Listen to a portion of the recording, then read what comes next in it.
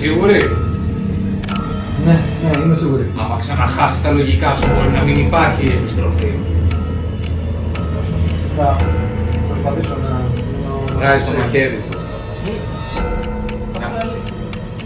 Σου λέει... είναι γράσιμο του Β. Γιατί είσαι αυτό? Δεν θέλω απάντηση, ήταν ρητορική. Εξαφανίσου. 20! Κριτικά! Μπράβο! Μέσα στο γύρο της έχει πράσινα υγρά, της έχουν κοπεί δυο πόδια. Καρφώνεται το βέλος σου επάνω, φαίνεται η αράχνη να κόβεται από το βέλος να κόβεται στα δύο, σαν ένα φρούτο. Ποια της αράχνης?